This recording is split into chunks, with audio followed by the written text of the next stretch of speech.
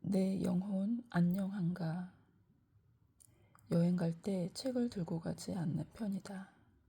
세상이 곧 책이라서가 아니라 여행지의 책방에 들르는 것을 좋아하기 때문이다.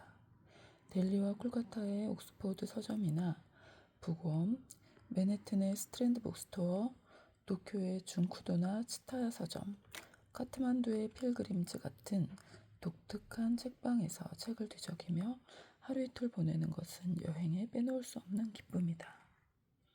내전이 한창이던 스리랑카의 소도시에서 책방을 만났을 때의 안도감을 잊을 수 없다. 내가 지금까지 소개한 명상 서적들은 거의 모두 여행지의 서점에서 발견한 책들이다.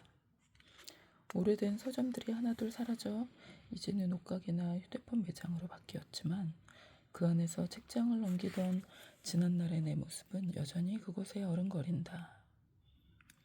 우리가 잠시라도 시간을 보낸 장소에는 우리 영혼의 일부가 남는다고 소설가 파트릭 모디아노는 어두운 상점들의 거리에 썼다. 책에도 혼이 담긴다. 그 책을 쓴 사람과 읽는 사람의 혼이. 지난번 여행 때 데일리 칸 마켓의 서점에서 산 토머스 무어의 영혼의 돌봄은 여행 내내 좋은 독서가 되었다. 안개 때문에 14시간 연착한 기차를 기다리는 대합실에서 그 책을 읽는 것 자체가 나에게는 영혼의 돌봄이었다. 영혼의 돌봄은 말 그대로 영혼을 보살피는 것이다. 몸을 위해 좋은 음식을 먹고 규칙적인 운동을 하듯이 자기 영혼의 자양분을 공급하는 것이다. 10년간 가톨릭 수사로 살기도 한 영성 상담가 토머스 무어는 마음의 문제가 영혼을 돌보지 않는 데서 시작된다고 말한다. 우리는 바디케어에는 열중하면서 소울케어는 지나칠 만큼 무관심하다. 무어에게 심리 상담을 받은 사람 대부분이 겪는 고통은 영혼을 돌보지 않아서 생긴 마음의 병이었다. 영혼을 소홀히 하면 의미상실, 무기력, 관계에 대한 환멸, 자기 비난, 폭력성과 중독 증세가 나타난다. 삶에 생기를 주는 중요한 부분을 잃었기 때문에 영혼이 아픈 것이다. 책에는 이런 일화가 나온다. 어떤 남자가 사랑하는 여자와 다투고 나서 경솔하게 여자를 비난하며 헤어지자는 편지를 보낸다.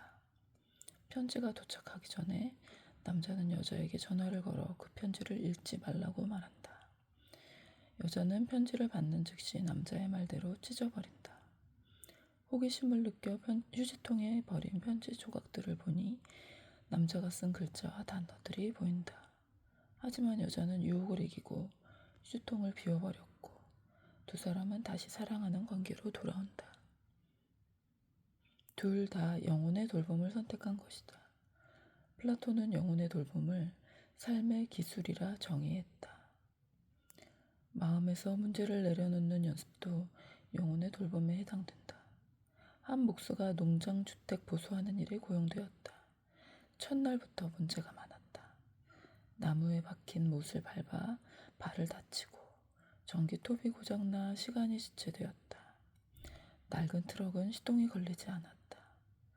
그날 저녁 사장이 집까지 태워다 주는 동안 조수석에 앉은 남자는 무거운 침묵에 잠겨 있었다. 집에 도착한 남자는 가족을 인사시키기 위해 사장을 잠시 집 안으로 초대했다.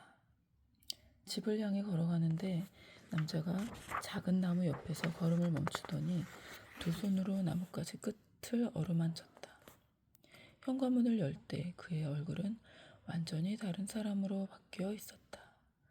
그 흘린 얼굴이 미소로 밝아졌으며 달려오는 두 아이를 껴안고 아내에게는 입맞춤을 했다.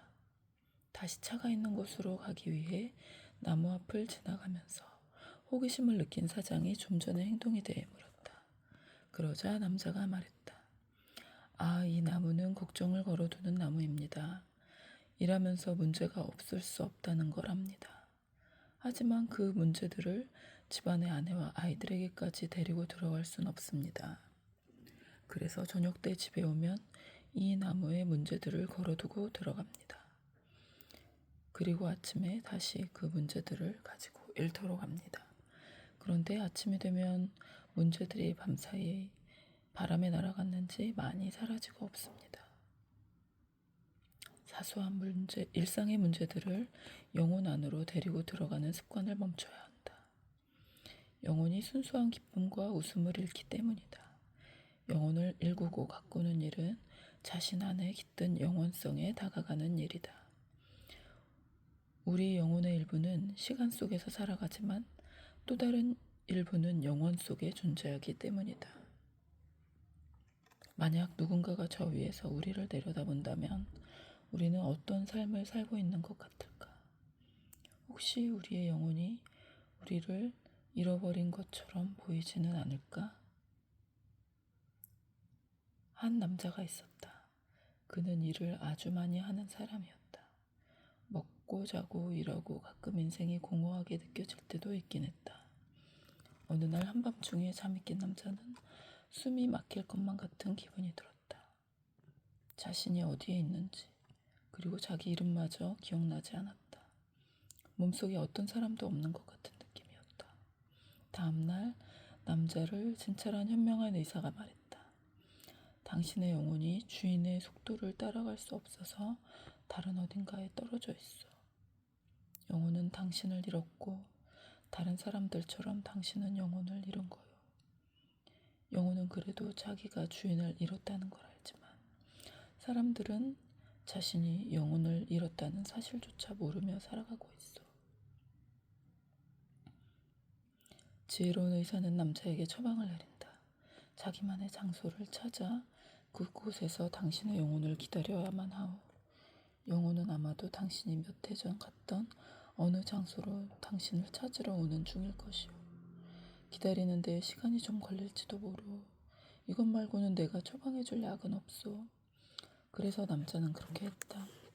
도시 변두리 자신이 좋아하는 장소로 가서 의자에 앉아 기다렸다. 다른 일은 아무것도 하지 않고서 많은 날들이 몇 주가 몇 달이 지나고 보이지 않는 궤도를 따라 계절들이 바뀌어 갔다. 어느 오후 인기척이 나더니 그의 앞에 그가 잃어버린 영혼이 서 있었다. 지치고 지저분하고 상처 입은 채로 서서 영혼은 숨을 헐떡이며 말한다. 드디어. 폴란드의 소설가 올가 토카르축과 그림작가 요한나 콘세요가 함께 만든 책 잃어버린 영혼에 나오는 이야기이다. 영혼의 돌봄에는 명상이나 독서뿐 아니라 여행, 예술활동, 자연과 가까워지는 일도 포함된다. 건강한 음식, 만족스러운 대화, 기억에 남을 뿐 아니라 감동을 주는 경험들도 영혼의 자양분을 선물한다. 또한 예술 감각을 갖는 것, 예를 들어 차 한 잔을 마시는 것과 같은 평범한 행위를 예술 감각으로 수행하는 것은 영혼을 성장시킨다.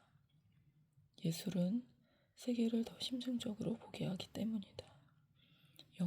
예술적인 삶은 물건을 살 때도 영혼을 지니고 선택한다. 영혼의 돌봄은 쇼핑몰을 돌아다니는 대신 숲을 거닐기로 결정하는 것일 수도 있다. 한 스승에게 어떤 사람이 찾아와 자신의 가슴속에 오랫동안 고여온 슬픔에 대해 말한다. 다 듣고 나서 스승은 그녀에게 둥글게 말린 스펀지 하나를 주며 강에 가서 물속에 넣어보라고 한다. 그 사람이 그것을 강물에 넣는 순간 스펀지가 물을 흡수해 펼쳐지며 그 안에서 작은 물고기가 헤엄쳐 나왔다고 한다. 그동안 스펀지에 물을 빨아들이며 간신히 살아있던 물고기가 마침내 강을 만나 생명을 얻은 것이다. 이 물고기처럼 메마른 영혼에게 맑고 신선한 물을 제공하는 것이 영혼의 돌봄이다. 우리는 새로운 세계에 살고 있지만 우리 자신이 얼마나 오래된 영혼인지 모른다. 영혼을 돌본다는 것은 자신의 내적 삶에 관심을 갖는 것이다. 그리고 자신이 영혼을 가진 육체가 아니라 육체를 가진 영혼임을 아는 것이다.